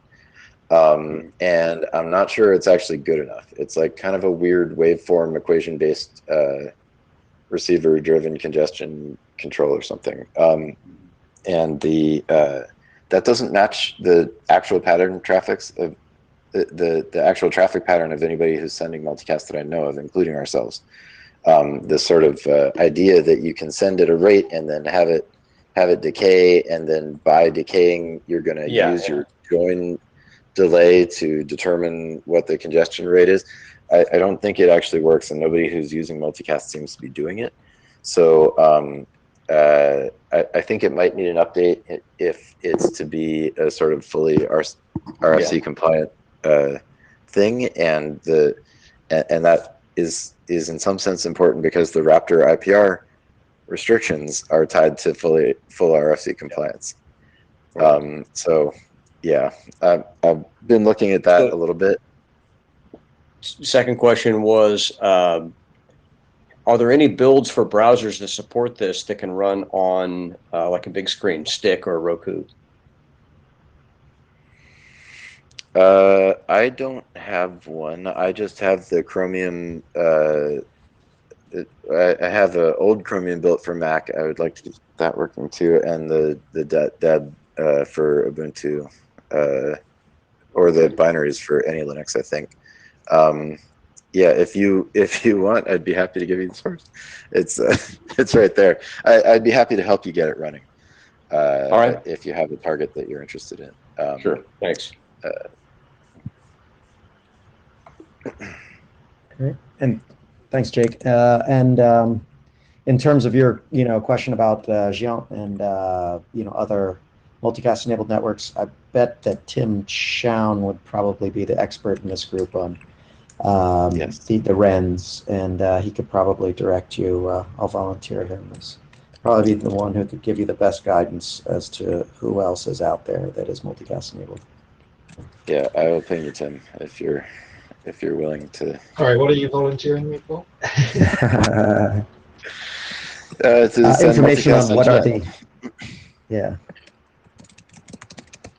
and who are the multicast enabled networks out there? Specific, it's mostly the RENs and the NRENs, and you probably know that better than anybody. Yeah, at least within the European NRENs. We work a lot. So yeah, we're looking to start sending traffic to more public people, and so we'd like to hook up with those who are doing it and start getting traffic enabled in there. So I'll reach out to you, and thanks for. Yeah, that's fantastic. I mean, the general problem with multicast, when we look, there is just no evidence of multicast being run across our enabled backbone. It's a lack of content is the main thing at the moment. That means people aren't currently interested. Yeah, we are trying to get to the point where we can spin up some production traffic. We're not right now. It's still a bit sort of R&D-ish, and we're not in a position to be doing like SLAs. So our customers are a little like they're not necessarily unwilling, but they don't want to be relying on it. This kind of thing. So, but yeah, we'd love to get some people using it, especially I think in the research community. It would be a really good fit. And so like traffic that they're trying to get, and when they're connected on these NREN networks, if it was easy for them, for example, with an APT update, and maybe if there was some content that was interesting for them to put into a browser readable thing, it seems like that's a good place to start to get some real traffic going. But yeah, I think we're in the place where like the proof of concepts look pretty okay, and we'd like to start doing some sort of low-end production stuff that nobody cares about too much. So we're gonna have to cut off, but thanks, Jake, and everybody, please do reach out to him, and review of the drafts would be most helpful. So with that, Lorenzo, you're up, and you can take us home. You have until the rest of the end of the meeting, and since you're kind of in charge of Meet Echo, I'm sure you could buy us even extra time. So you have as much time as you're willing to give us. I'll do my best, don't worry. By the way, is it okay if I share these slides myself? Because I may have Yes. to... You are more than slides welcome. a bit back and forth. Okay, thanks. Yes.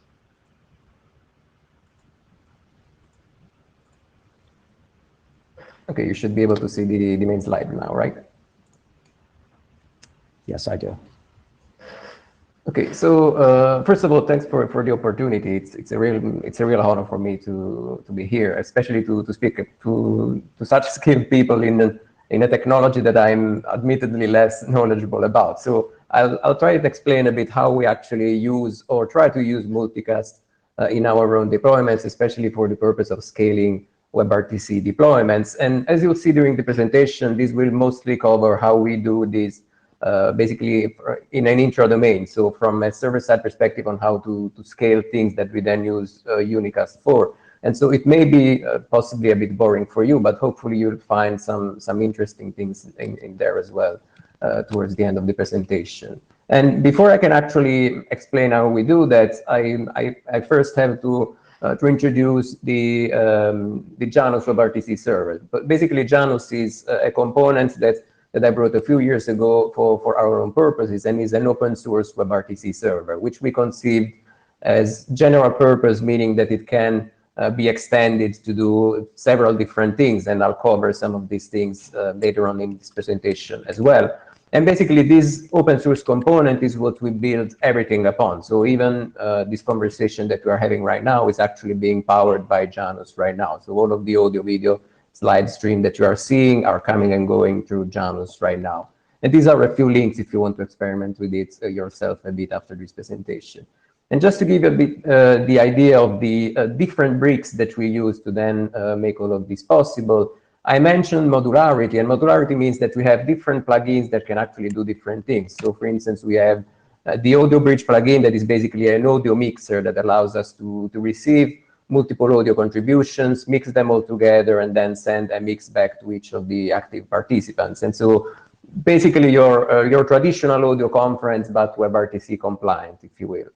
And we have a different approach for video typically instead, where you can use the video room plugin, which is what is typically called in the WebRTC lingo an SFU, a selective forwarding unit.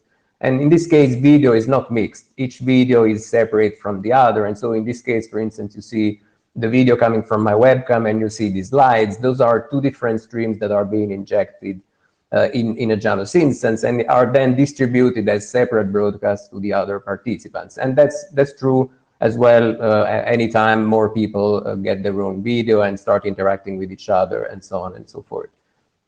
And then we have a third important plugin, possibly the most important plugin for the purpose of this very presentation, which is the streaming plugin, which in a nutshell acts as a very simple rebroadcaster of plain RTP streams. And so I don't know how many of you are familiar with RTP in the first place. So of course I won't delve too much into details of this, and you don't really need to be that familiar with it. But just to give you an idea, RTP is the protocol that is used to transport in real time audio and video frames over the internet, and is at the very basis of WebRTC as a technology. And so basically you can see a stream of RTP packets being a stream of packetized audio and video frames that are then distributed over the internet. And in this case, the streaming plugin makes it very easy to receive a plain RTP stream and then turn this into a broadcast that multiple people can receive. And this is actually quite an interesting functionality, because RTP is at the basis of WebRTC, but it's also at the basis of several other technologies as well. And there are many components that may not know much or may not be compliant at all with WebRTC, like, for instance, FFmpeg or partly GStreamer or VLC or whatever, that can actually generate RTP streams that can be consumed in different ways. Which means that if we have ways to generate a plain RTP stream and get it to Janus, then we can make it available via WebRTC to 1 or 100 or 1,000 participants via WebRTC just by doing this simple trick, so using the streaming plugin. And as I'll explain later, this is actually one of the key blocks that actually makes it all possible, and one of the key components that is also important for the multicast aspect that I'll go in a minute.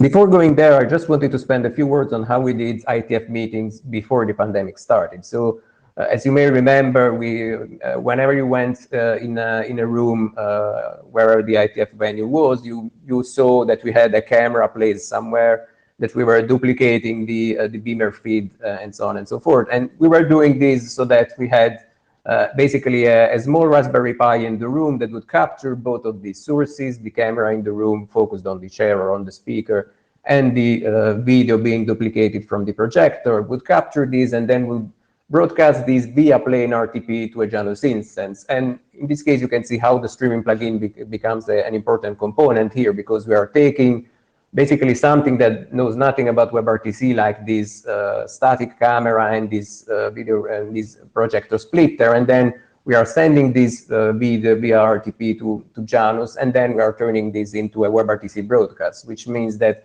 remote participants would then see the chairs in the video, would see the slides and so on, pretty much transparently. So they didn't really need to know that the source of those components were not RTP.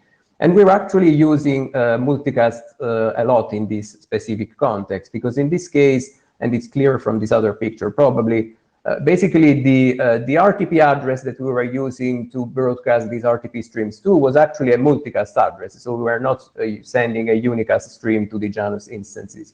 And we were using multicast here for a few different reasons. And first of all, we could because in the IETF venue, we had our own dedicated VLAN dedicated for behind the curtains streaming.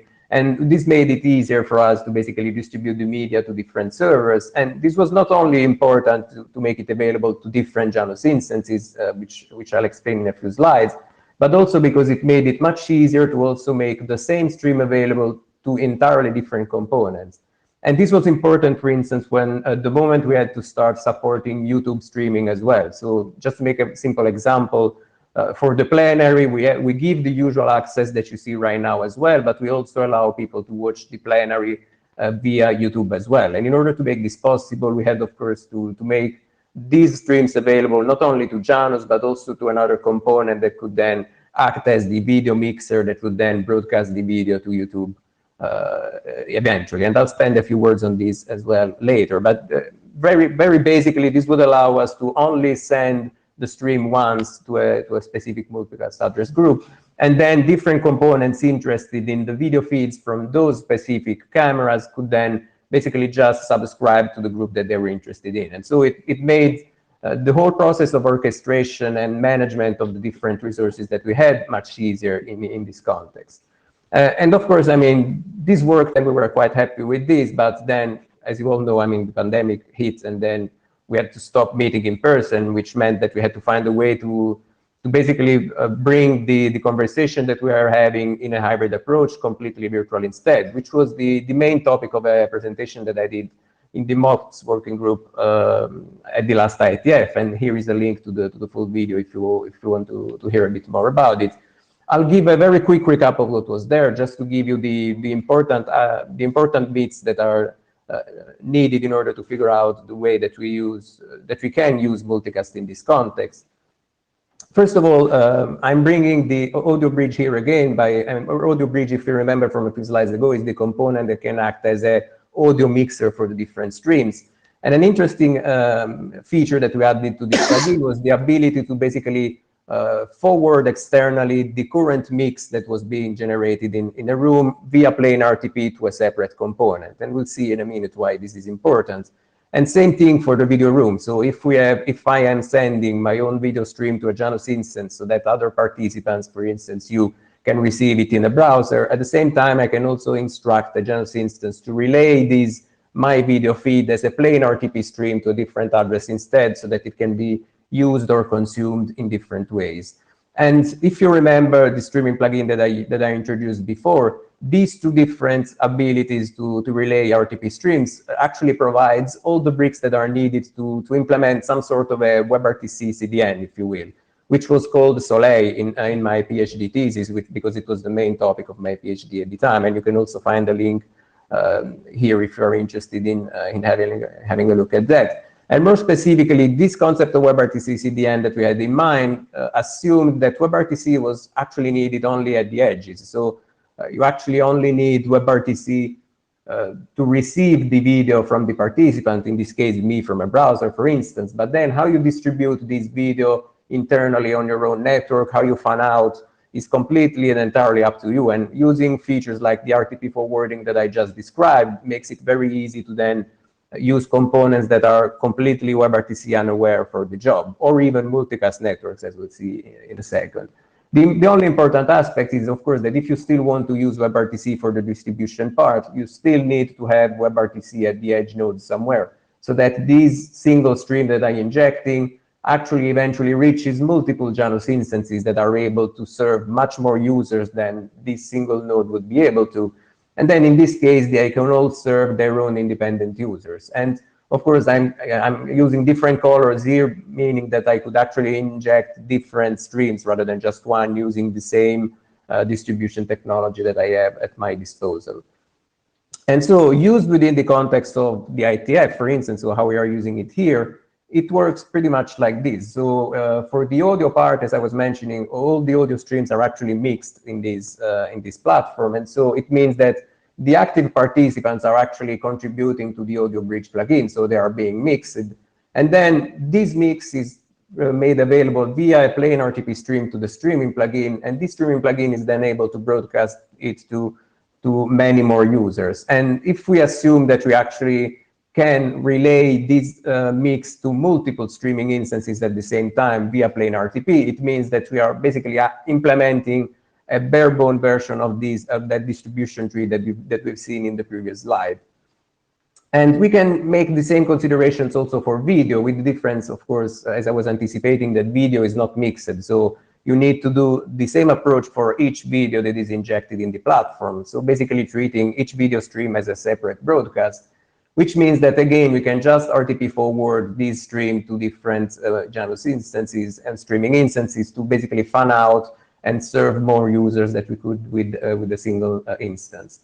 And of course, this slide basically summarizes how you can do this with two different videos being injected at the same time, which may be using different ingestion points, so different video room instances for actually receiving the media. But then eventually they both feed all the streaming instances that you have available, so that your whole audience is able to receive both of those video streams, no matter where they are connected to. This is at the very basis of this WebRTC CDN kind of approach, which means that putting it together for the virtual events, this is how it works in a nutshell for IETF meetings. In this case, we have a single mixer, audio mixer, that is a reference point for each of the rooms that we are having here. For instance, in this Mboned session, we have a dedicated audio mixer for that.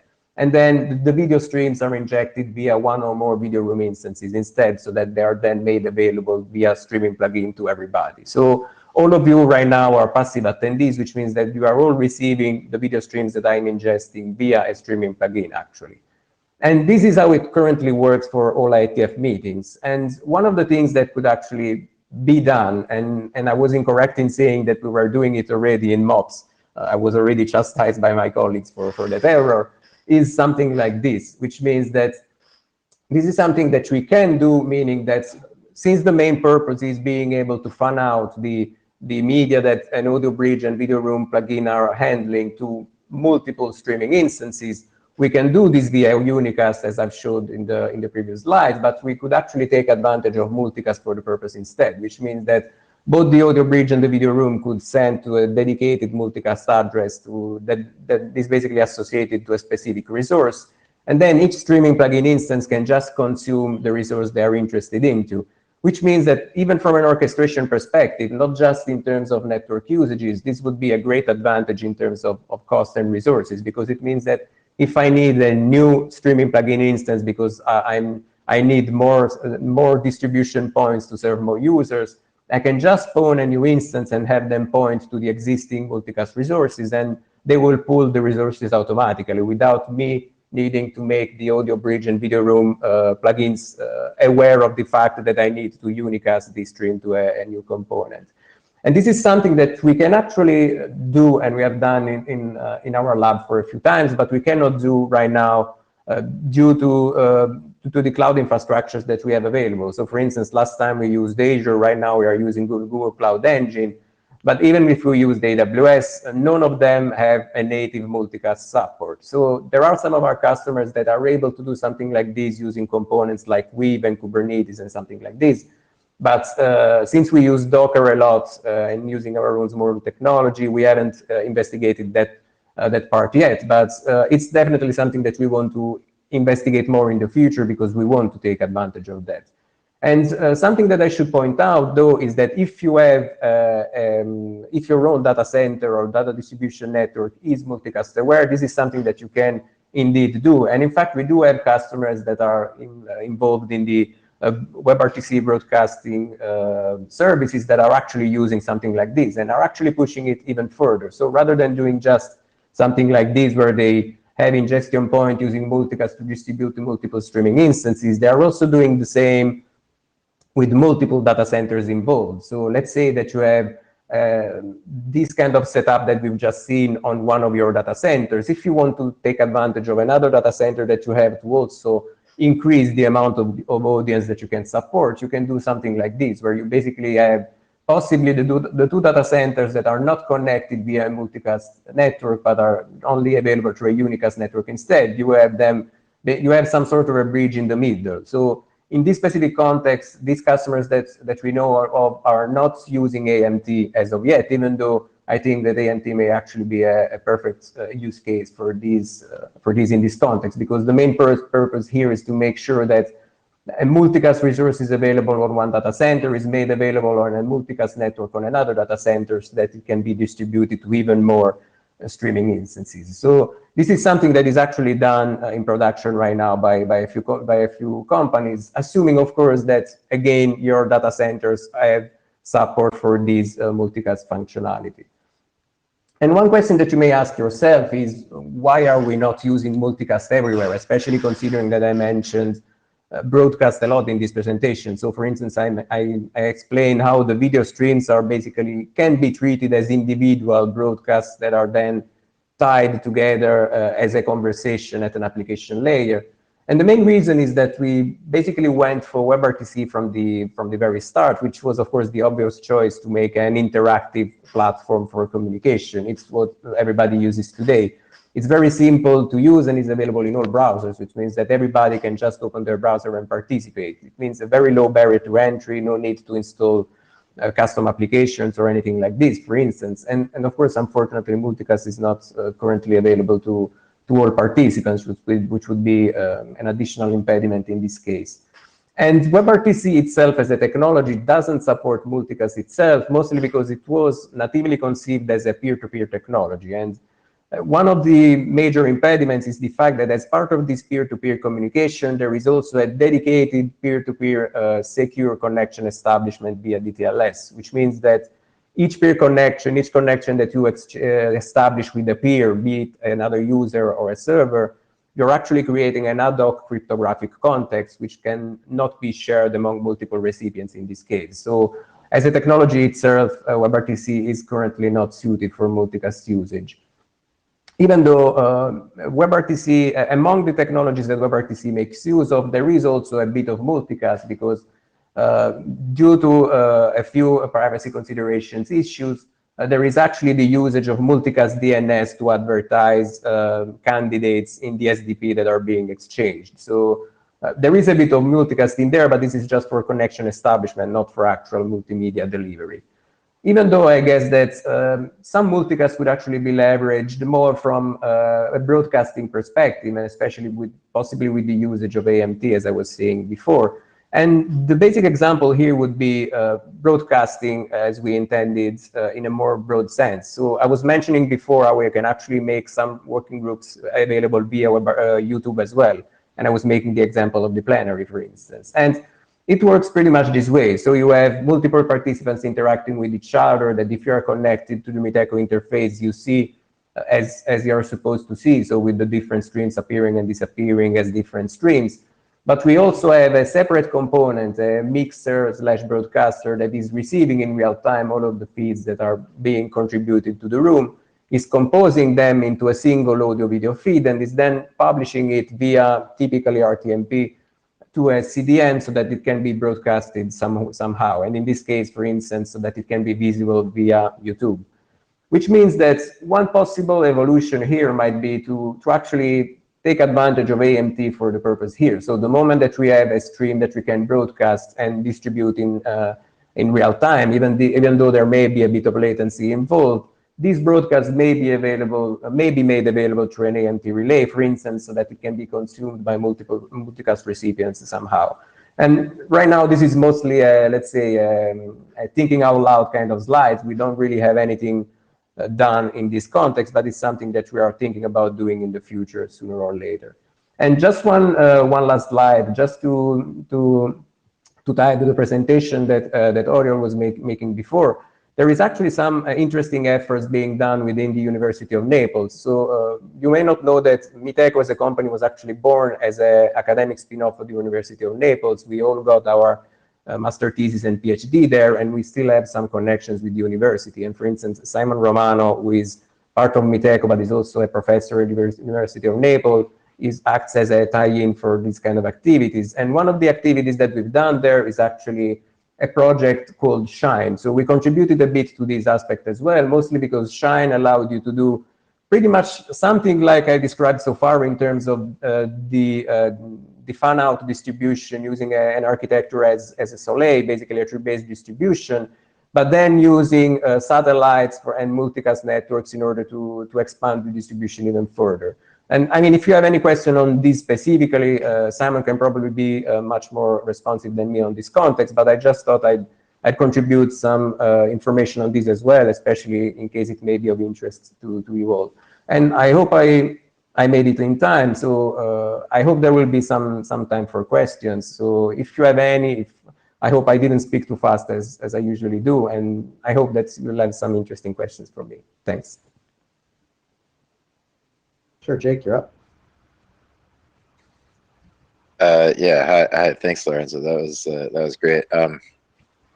Would you be interested in like, what do you think of porting the I forget which piece it was called, but there's so instead of using WebRTC, trying the browser API to receive multicast, and then feeding the RTP into, I think you can do it in the what do they call it, the SRE, the media, no, there's like browser APIs to actually display the media, right? You're familiar with these? Like, have you looked into porting to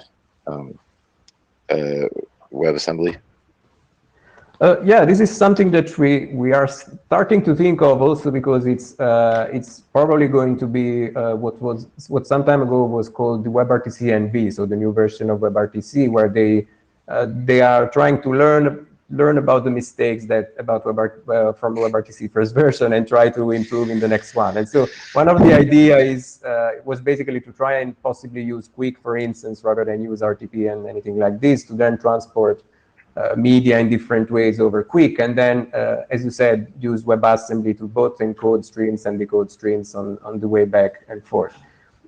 We haven't done this yet, even though there are some people already working in this direction. So, for instance, if you take the Zoom web client, for instance, it's WebRTC only in quotes, because they actually don't use WebRTC much at all. So they actually only use the APIs to capture media and then encode stuff themselves in the browser using WebAssembly and exchange stuff on their own, rather than doing WebRTC. In this case, for us, it would be a bit more complex than that, because it's not just a matter of packetizing and so on, but we would lose a lot that the browser gives us natively for the moment. So right now, all we need to ask the browser to do is basically ask you for permission to access your microphone and webcam. And then once you do that, it's the browser itself that actually captures the component, does the encoding at a much lower level that is not accessible to JavaScript, and takes care of distributing the streams back and forth, and takes care also of the feedback mechanisms involved in terms of bandwidth estimation, negative acknowledgements, and all of these kind of things. And this is something that is very powerful and is done not at the JavaScript level, for sure. So it's something that is done at a much lower level, and basically frees us from many of the complexities that are involved here. Of course, some of those complexities we have to take care at the server level in order to take care of the feedback involved and these sort of things. But from a client-side perspective, it's much lighter. The moment you start using WebAssembly, it means that you need to worry about encoding stuff yourself, which the more streams you encode, the higher the CPU usage will be. And no more how optimized WebAssembly is, it will probably still be a bit heavier than it currently is done at the C++ level by the browser itself. And same thing for the decoding part. So it is possible in practice. For the moment, I think it's a bit premature, because just because of the usage of resources that may be involved, that may actually a bit too high. But this is something that we definitely want to keep track of. And for instance, I was interested in your presentation before just to see what we could do in using multicast directly from the browser, to see if there could be some step that we could do in order to avoid WebRTC in some cases and use multicast for the purpose instead, which may be useful, for instance, even in the context of just attending an event, for instance. In this case, there's no encoding involved. The coding may be much more lightweight. In this case, receiving a broadcast would be much easier to do and easier to perform. But yeah, in very long story short, it's something that we would like to do, but we haven't any immediate plan to do. So we are following the evolution of the standards in this sense. Okay. So your clients don't do any, you don't have a client that's not a WebRTC then? That sort of because everything goes through Janus in our case, and Janus is a WebRTC component. So what we definitely want to do is, as soon as Quick becomes one of the alternatives to communicate via WebRTC, we want to start using that as well. For multicast, it's a bit more complex than that, which is why, for instance, I mentioned this potential idea over here. So this may be a first step that we could take in order to familiarize with the technology and see if we can take advantage of multicast also for just plain broadcasting, which is still a very common use case. I mean, the IETF is a bit more of a different use case when compared to other events that are much more one-to-many oriented. The IETF is much more cooperative and collaborative, and so much more interactive in this sense. In scenarios where we are more interested in broadcasting than actually active participation, it's something that we want to start investigating a bit more. Yeah. All right. Thank you. Lorenzo, for this model, what would you say are the gaps? Because this seems like this is exactly what IMT was built for, and what would it take to get to be able to deploy something like that? First of all, I would have to familiarize myself a bit more with the technology, because I've read a bit about it, but I'm admittedly not that much knowledgeable about it. So I want to study a bit more about how the technology works, especially within the context of live distribution, so not just distribution of static files or something like this. So what can be done for the purpose? I know that, for instance, I think it was you that were involved in integrating this support in VLC as well. So that might be an interesting thing to look into, especially for the attendees' perspective. So how they can actually consume a stream that we are introducing that way. In general, it's a matter of figuring out how media should be encoded and packetized in order to distribute it somehow, and what can be done in order to minimize the impact on the recipient side so that they can reuse existing tools rather than writing ad hoc tools for that as well. Great, and I just added into the comments for a little more information about that VLC port and how we're using it in the multicast menu. It's a good primer to see all the pieces in place. That multicast menu basically lists all the active multicast streams on the Mboned, and you can just click on them, and it'll launch VLC if you have the correct VLC. The latest version of VLC, it'll run AMT capable, and you'll be able to watch over AMT. No, thanks. That's very helpful, because I just need we just need some reference to know what we should basically construct in order to make it compliant with what is out there. So basically, to reply to your point, what's missing is we need to do some homework. Basically, that's it. Right. And I'll say this, that the multicast menu, we're looking for way more content. So if you've got test streams, if you've got real streams, even better. We'd be happy to add them to that. So, okay, content is king. Any other questions for Lorenzo?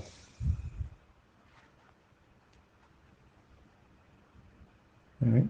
So I guess if that's all, I'd like to say thanks everybody for joining, especially those on the West Coast of North America who had to wake up extremely early for this, and look forward to hopefully seeing everyone in person maybe at 1:11. We can only hope, but we'll see. Otherwise, we'll see you in a couple months. Thanks, everyone.